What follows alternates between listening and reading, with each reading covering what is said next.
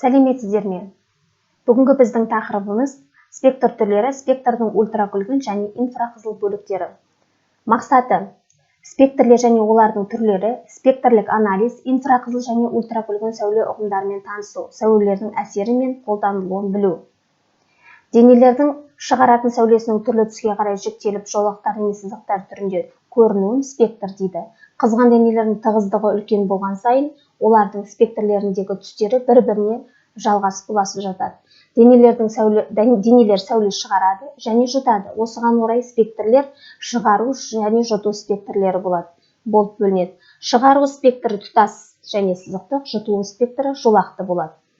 Қызған қатты денелер мен сұйықтардың шығаратын жарықтарының спектрлері тұтас спектр болады.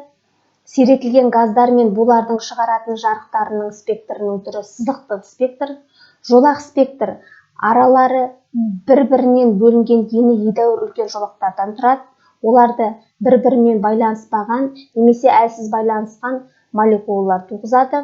Жұтылу спектрі сәуленің зат арқылы өтуі және онда жұтылу кезінде алынатын спектр.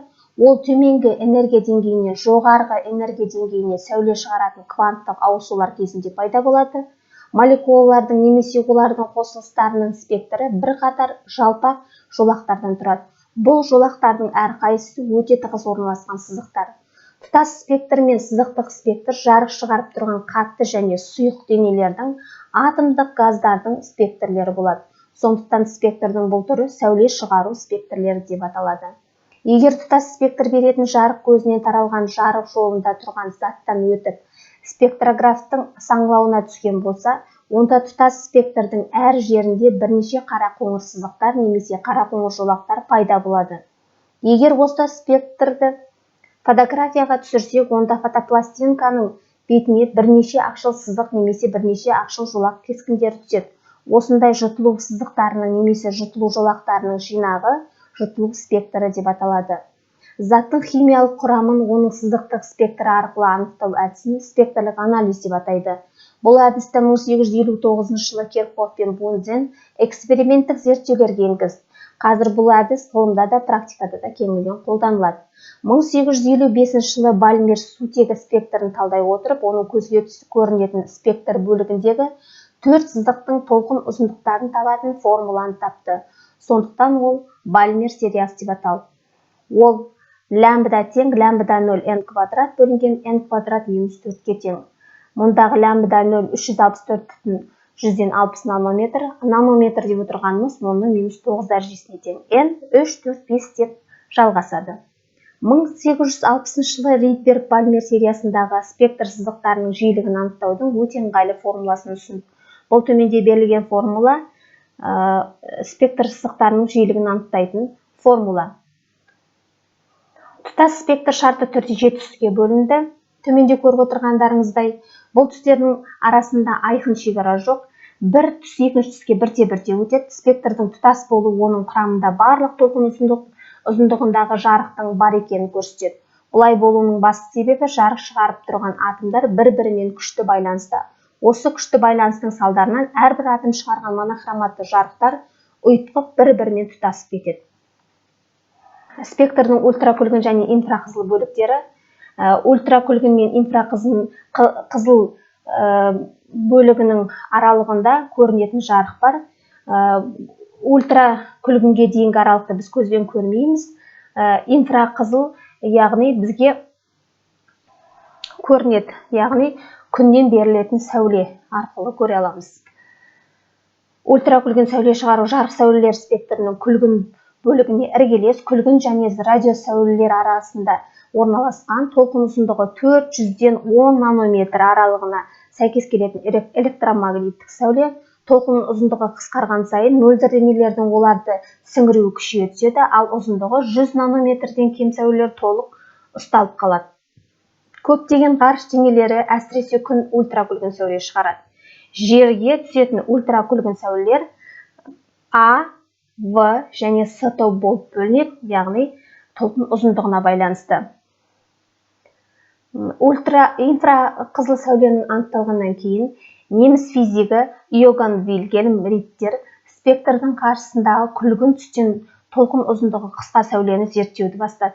1801 жылы көрінбейтін, ол жарықта ыдырайтын күміс хлориді Күлгін ауданының шекарасынан тыста орналасқан көрінбейтін сәуле әсерінен тезірек ыдырайтынын байқады. Сол кезде көптеген ғалымдар жарық 3 компоненттен құралады деген тұжырымға келді.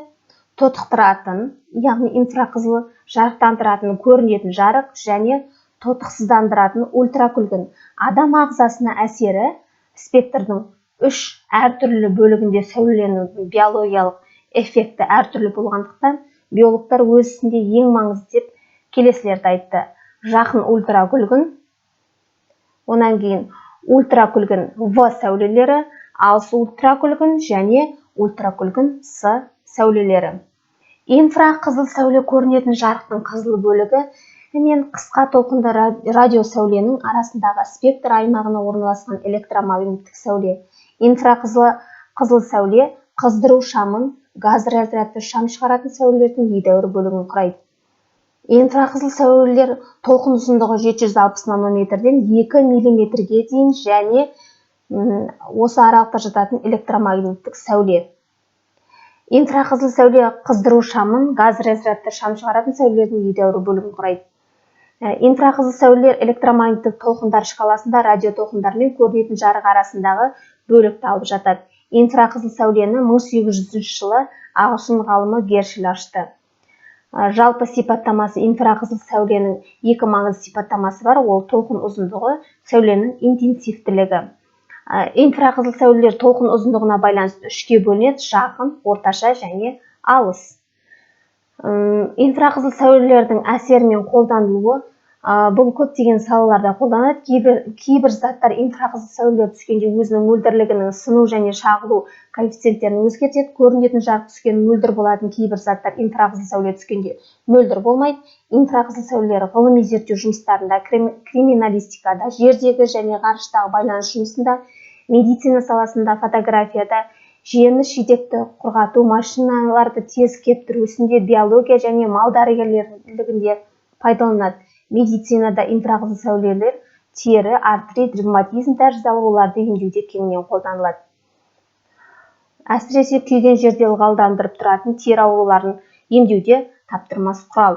Адам және жануарлар денесі шығаратын инфрақызыл сәулелерді суретке түсіру немесе тіркеу арқылы диагностикалық травмография жүзеге асып отыр. Инфрақызыл фотография көмегімен қан тамырларындағы дененің тағы басқа да тұсындағы өзгерістерді суретке түсіруге болады. Ауыл шаруашылығында да қолданылып жатыр. Өнімдерді кептіруге, сонымен қатар дезинфекциялауға болады. Сүтті инфрақызыл сәулесімен өңдегенде оның құрамында өзгермейтіндігін және сүттегі микрофлораның түгел жойылып кететіндігі анықталған. Мал дәрігерлігінде жаңа туған бұзаулар мен балапандардың тіршілігінің алғашқы кезінде қолайлы температура тудыру үшін инфрақызыл сәулелерін пайдаланады. Міне осындай көптеген жерлерде қолданылып отыр. Тапсырмалар тізбегі 3 тапсырмадан тұрады. Бірінші тапсырма сұраққа жауап, яғни 3 сұрақ. Екінші тапсырма сызықтық диктант. Дұрысына плюс, дұрыс емесіне минус қойып шығамыз 10 сұрақ. Онан кейін сәйкестендіру тесті.